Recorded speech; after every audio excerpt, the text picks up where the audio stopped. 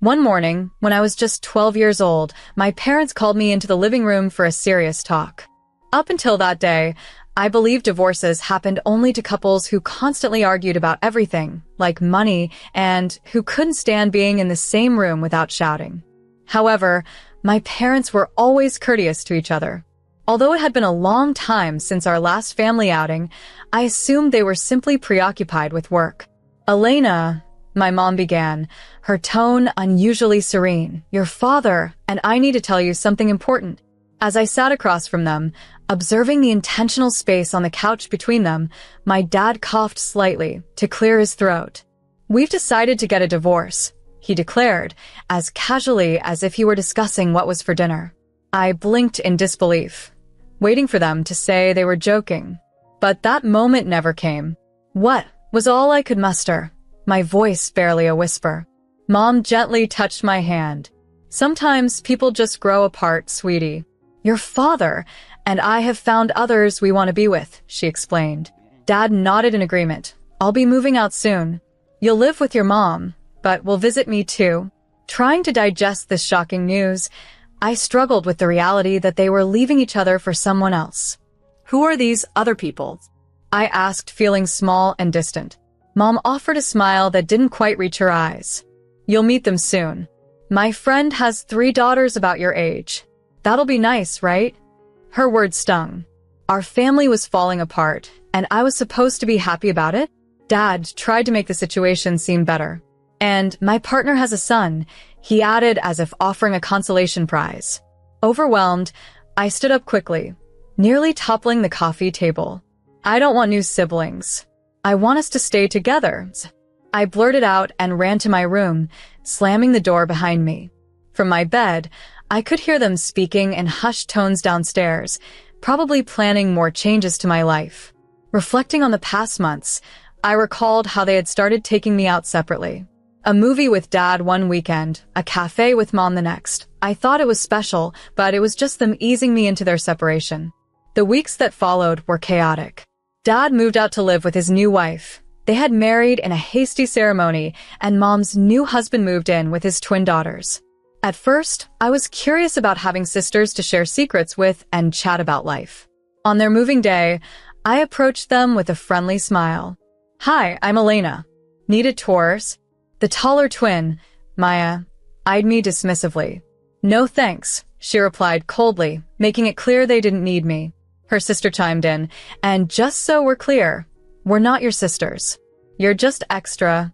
Her words hit me hard, leaving me speechless as they walked away. The feeling of being an outsider in my own home began to sink in, marking the start of a new, uncertain chapter. That evening, as I walked through the door, laughter echoed behind me. The sound belonged to my new family, who seemed to revel in their own world, a world where I felt increasingly like an outsider. That night, I lay in bed, the unfamiliar sounds of settling in wrapped around me, amplifying the feeling of being a guest in my own house. The following afternoon only deepened my sense of displacement. Returning from school, I found the twins draped in my clothes. "Hey," I exclaimed in disbelief. "Those are mine."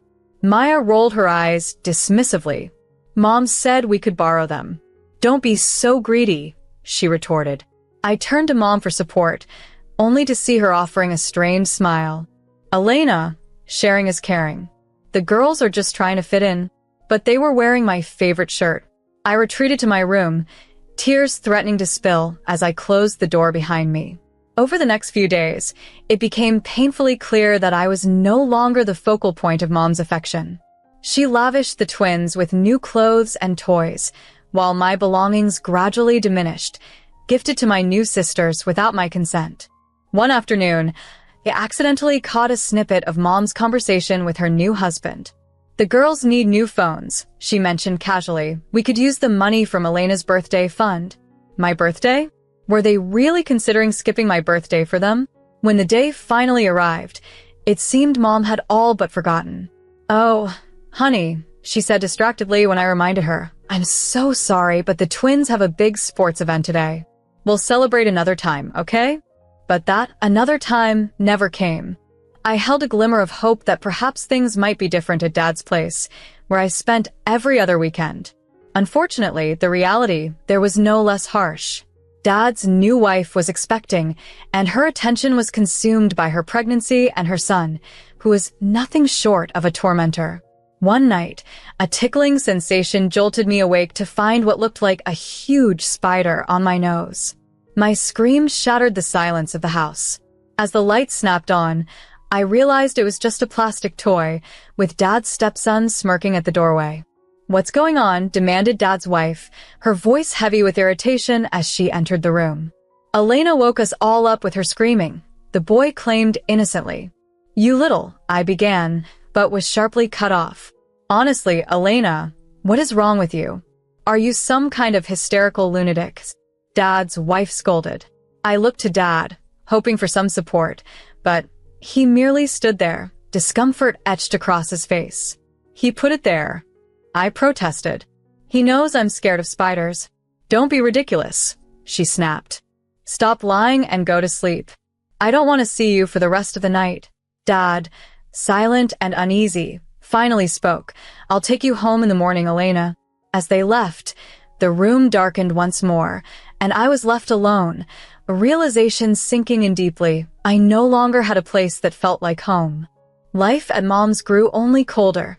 The twins, now confident in their impunity, grew crueler by the day. One day, I returned home to discover my favorite mug shattered on the kitchen floor, the twins nearby, feigning innocence. "Oh, Elena," Maya cooed, her tone overly sweet. "We're so sorry."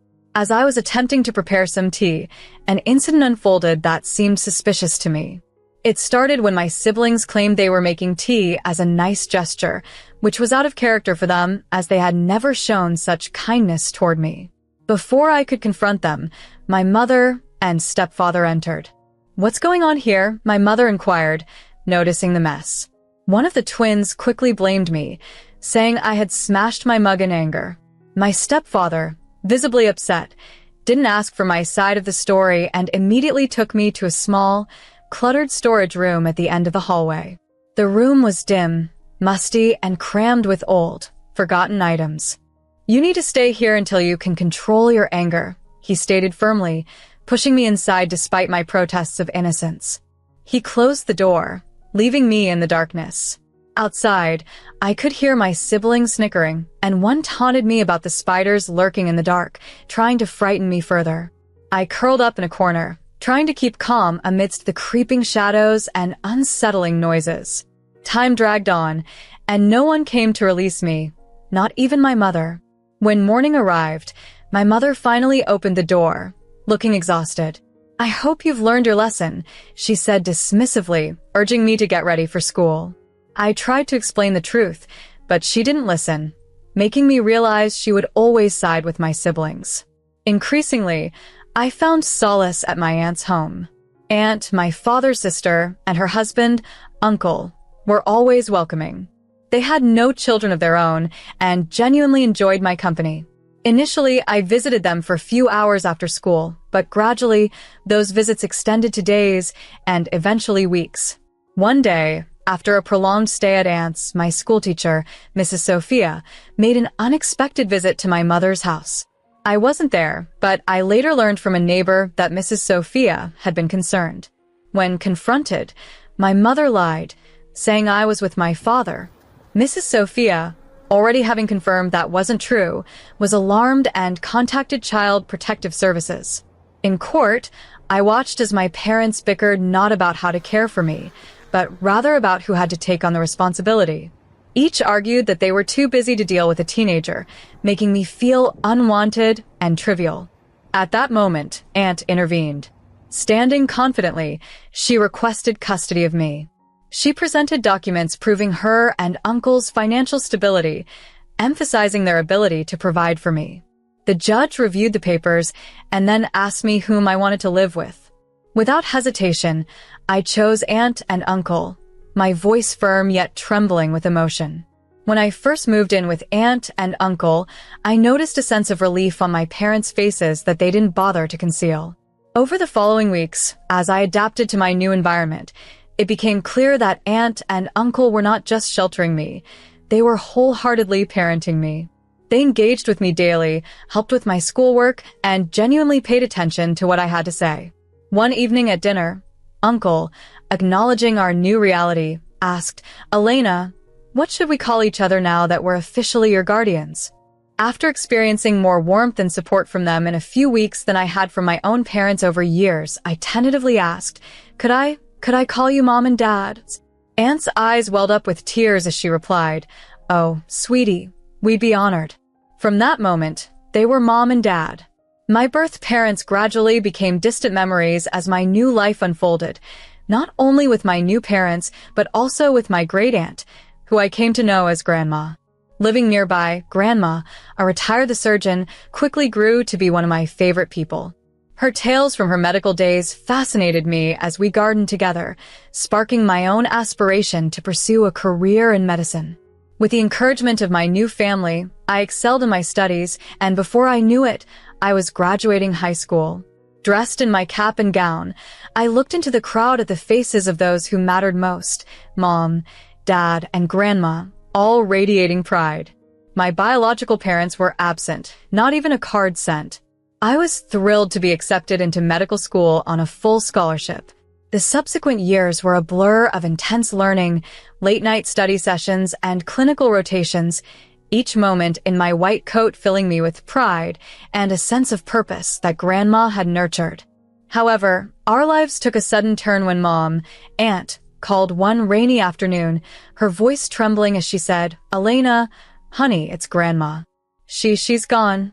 The news was shattering. I couldn't believe it. We had plans together, and she was supposed to be at my graduation the following year. The days that followed were a haze of sorrow as we prepared for the funeral. During the reading of the will, I was stunned to learn that Grandma had left me her entire estate, worth nearly $5 million. As I absorbed the shock, Mom and Dad reassured me with tearful yet proud smiles that this was Grandma's way of ensuring my future. As I grappled with my sudden inheritance, my life took another unexpected turn. My phone began to ring with calls from unknown numbers, signaling the beginning of yet another new chapter. When I finally picked up the phone, the voice on the other end made me nearly drop it in shock. "Elena, hi, it's your mother," she said. I hadn't heard from her in years, and before I could say anything, she continued rapidly, "I've been thinking about you a lot lately. How are you? Where are you studying? We should catch up soon." Similar calls followed from my birth father. Both of them now seemed highly interested in reconnecting, inquiring about meeting up and expressing how much they missed me. Feeling a mix of confusion and suspicion, I discussed these sudden calls with my adoptive parents during dinner one night. To my surprise, they laughed heartily. "Oh, Elena," my mom said, wiping away tears of laughter, "I think they might have heard about your inheritance." Part of me wanted to ignore their attempts to reach out, but another part, a part one thought I had long buried, was curious about what it would be like to meet them again and show them the person I had become on my own. "Maybe I should see them," I suggested tentatively. My parents exchanged a look, and then my mom replied, "If that's what you want, we'll support you. But be careful, dear. People can surprise you, and not always in a good way." The next day, I found myself at the familiar porch of my childhood home. Taking a deep breath, I rang the doorbell. The door opened, and there stood my birth mother. We locked eyes for a moment. "Elena," she exclaimed, her voice thick with emotion as she pulled me into a rigid, awkward hug. Over her shoulder, I could see my stepfather and half-sisters, their faces fixed with overly cheerful smiles. Come in," she urged, leading me inside. Dinner was oddly uncomfortable. The twins, once so cruel, were now overly sweet, telling me how much they had missed me. However, I noticed a flicker of annoyance in one of their eyes despite her saccharine words. As we ate, my mother lamented dramatically about the state of their home. "This old house," she sighed, "it's seen better days. The roof needs replacing, and the plumbing is a nightmare." My stepfather added, "And with the girls going to college soon, you know how costly that can be." I focused intently on my mashed potatoes, staying silent. My mother continued with feigned concern. "The girls are so bright, but with our financial situation, Her voice trailed off as she looked expectantly at me. I met her gaze steadily, but remained quiet. The uncomfortable silence grew until I finally decided to change the subject. "So," I said brightly, changing the tone, "I've spent a lot of time reflecting on my high school graduation, but the details escape me. The moment remains vivid in my memory, though, especially the way my mother's face paled as she struggled to find words, her expression resembling a bewildered fish. Back then, it seemed like ancient history to me, and her reaction only confirmed she had no real insight into my life, my challenges, my achievements. All she seemed to know was that I had come into some money. One evening, I found myself abruptly rising from my seat, the sound of my chair scraping loudly against the floor as I realized the true purpose of the gathering. "This is about my inheritance, isn't it?" I voiced calmly, though tension filled the room. My stepfather's face flushed with anger, and my half-siblings awkwardly fixated on their meals. My mother's shocked protest was betrayed by the cold calculation in her eyes. She lacked the warmth one would expect from a parent. Interrupting my stepfather as he started to speak, I declared, "No, I'm done here. Don't contact me again." With those final words, I walked out into the night, leaving behind their indignant cries and a past I no longer needed. Their approval and love were irrelevant. I had a real family waiting for me. Days later, I stood at my father's doorstep, greeted awkwardly by my stepmother, whose strained smile seemed as sour as a lemon. As I stepped inside, a young boy lounging on the couch caught my eye. He had grown since I last saw him, and to my surprise, he offered a genuine smile. "Hey, Elena," he greeted, standing. "Long time no see. I'm Daniel, remember?" Before I could answer, a young girl in pigtails burst into the room, stopping short in front of me with wide, curious eyes.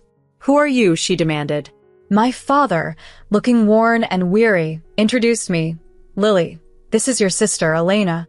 The evening unfolded with awkward conversations, my stepmother probing into my life, while I kept my answers vague. Daniel, however, showed a genuine interest, particularly in my medical studies.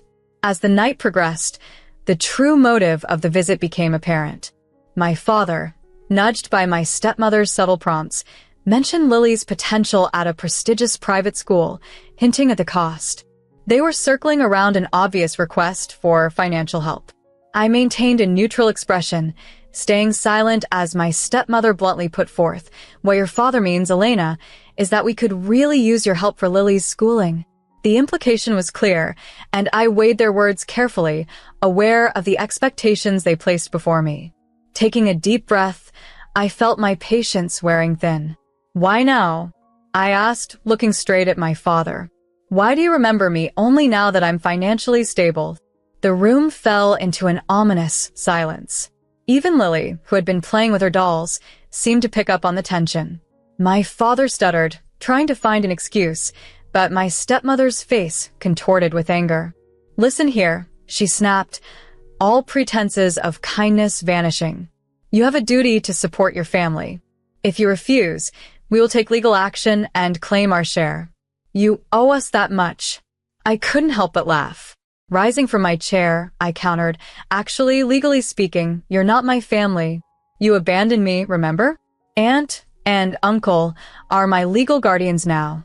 As I walked out, ignoring my stepmother's screeching and my father's furious shouts, I felt a surge of mixed emotions, sadness, anger, but mostly relief.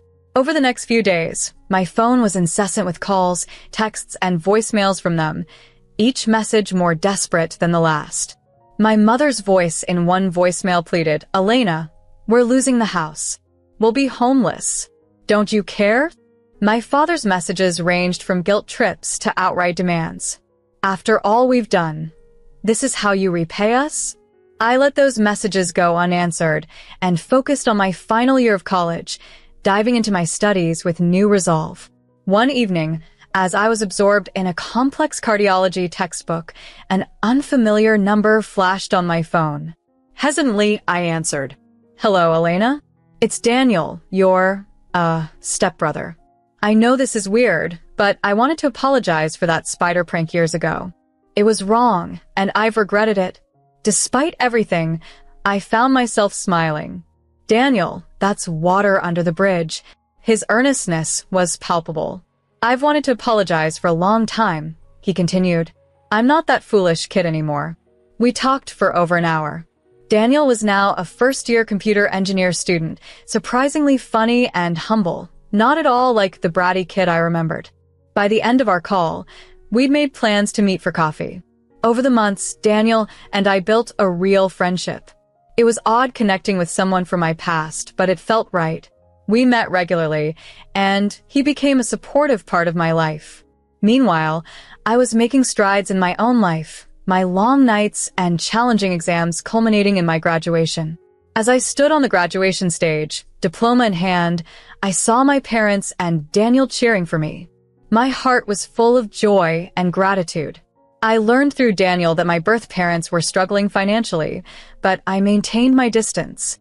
It was not out of spite or anger, but simply an acknowledgement that our lives had diverged.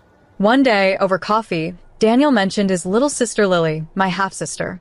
She's really sharp, he said. Always curious, always reading. But Dad and my stepmom don't really support her curiosity. I thought of the bright-eyed little girl I'd met. Maybe, I began thoughtfully, I could help with her education. Set up a college fund. Not for them, but for her. Driving home that evening, I reflected on my journey. The pain, the abandonment, the unexpected inheritance. It had all led me here. I was Dr. Elena Johnson now, with a promising future in medicine and a family who loved me. I had a true friend in Daniel and the opportunity to make a difference in a young girl's life.